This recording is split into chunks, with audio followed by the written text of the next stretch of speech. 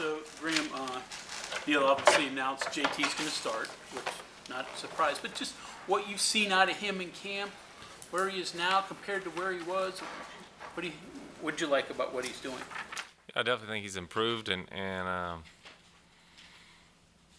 well, I think a lot of it's just he's getting more and more comfortable with what we're doing with our guys.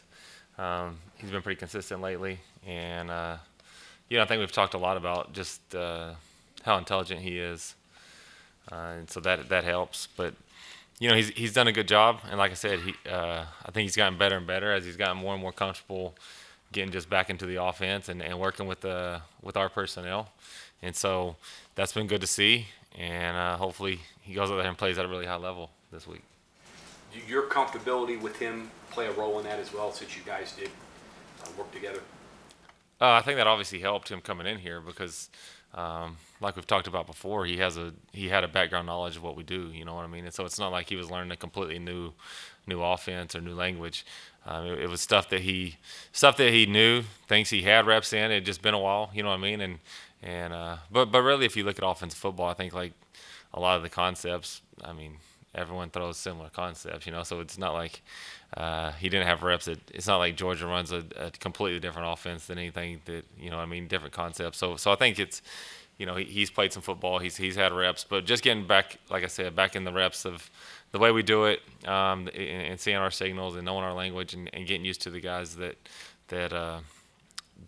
we have here, I think was probably the biggest adjustment. But again, coming in with reps in it, coming in knowing it a little bit, coming in working together before definitely helped him. But I mean, there's also the in-game part too. He knows what you think and how you react during games. So there's got to be a comfortability there too when he's on the field.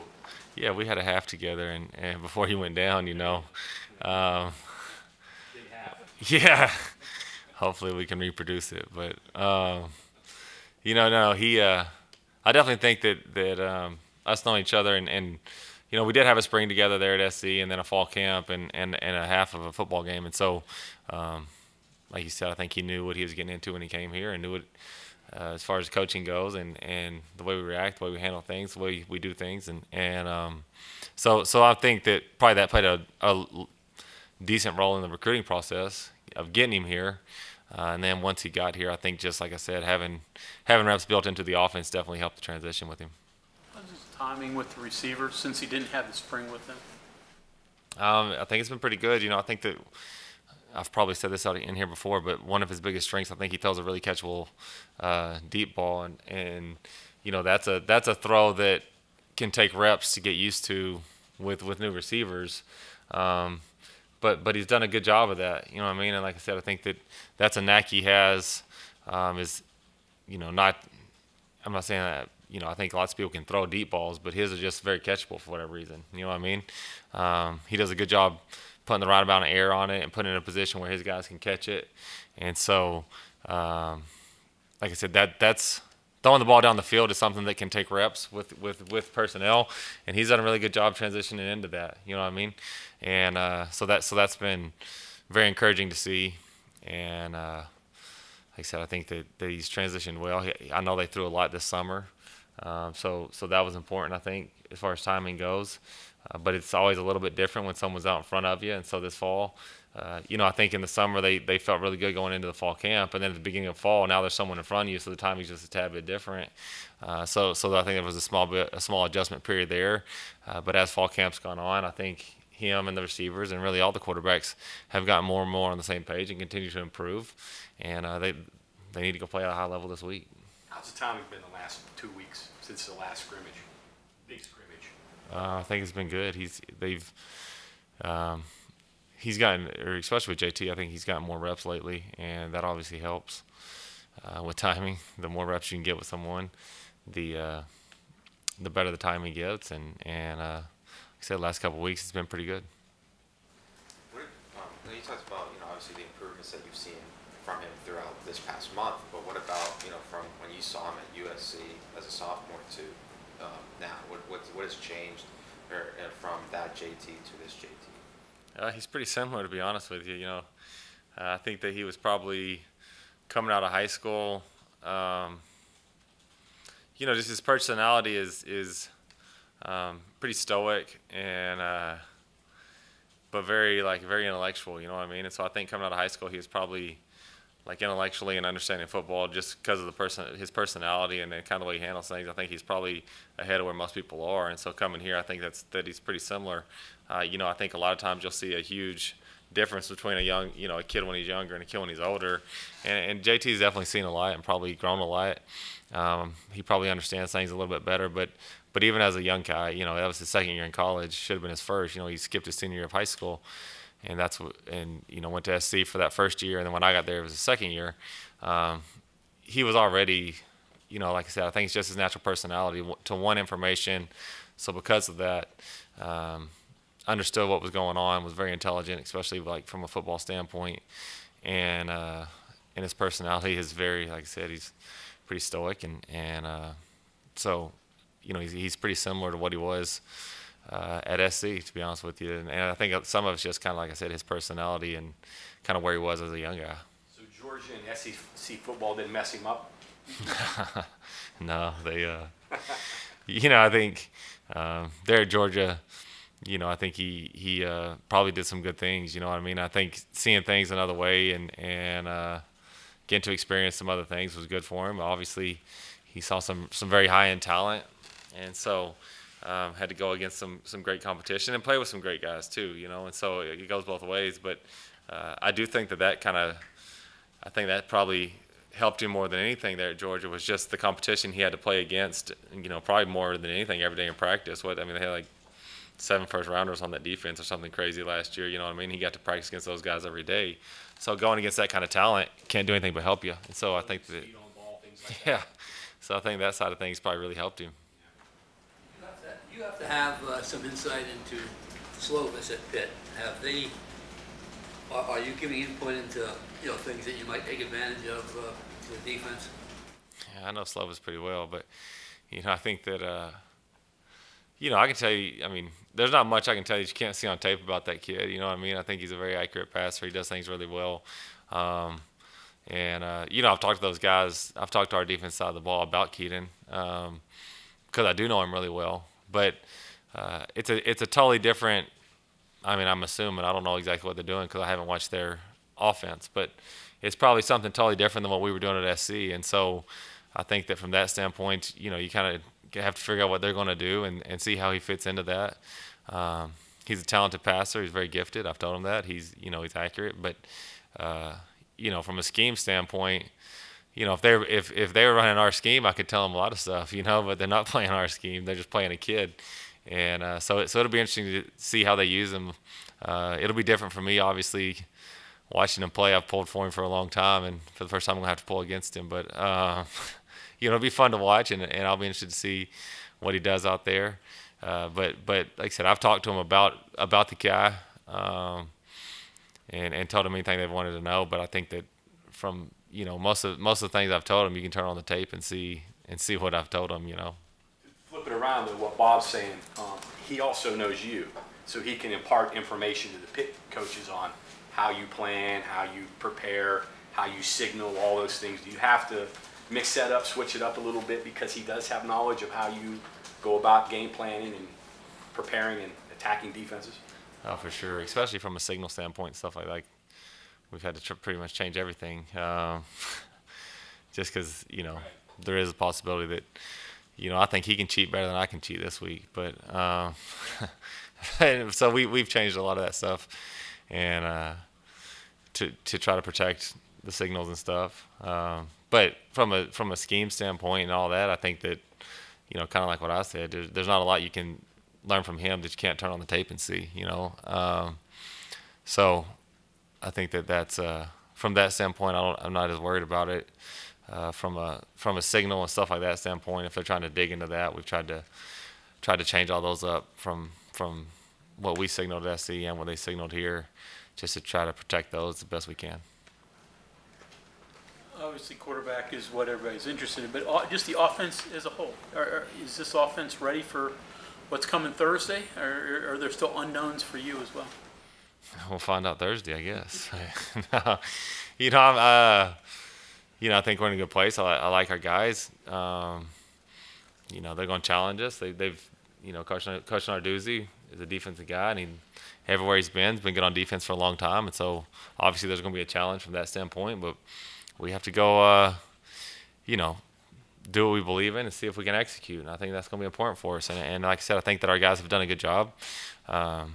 We have some players that we feel very confident about, and going to have to go, like I said, go make plays. And if we do, we'll give ourselves a chance. Neil said they're going to play a lot of players. I mean, you're going to play several running backs, a lot of wide receivers, at least 7 offensive linemen. How do you go about preparing your guys, knowing that you're going to play a lot of guys and you're going to be splitting up some of those reps? I think you go and practice what you try to do in the game and get guys reps and get guys, whoever needs to work together, make sure they're working together. Getting reps together, seeing blitzes together, seeing whatever they need to see together, and trying to execute. But, I think in a first game, especially a first game when you have a rivalry game that's coming back for the first time in however long it's been, over 10 years, I think, there's going to be a lot of emotions, and I think that the key is going to be to not beat yourself in those situations, regardless of who you're playing, and don't let the emotions get the most of you. I think in any first game, a lot of times you try to do too much as a player just because that's natural. You know what I mean? You're excited to be out there. You're doing, you want to make magic happen instead of just doing your job, and I think that that's going to be important.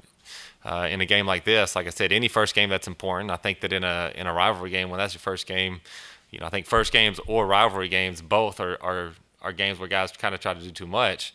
And when you put both of those in the same week, and it's a rivalry game that has been played in as long as it's been, so you assume emotions will be high, it's going to be very important to control those emotions. And like I said, just try to do your job the best you can, because if you do that, you give us the best chance to win.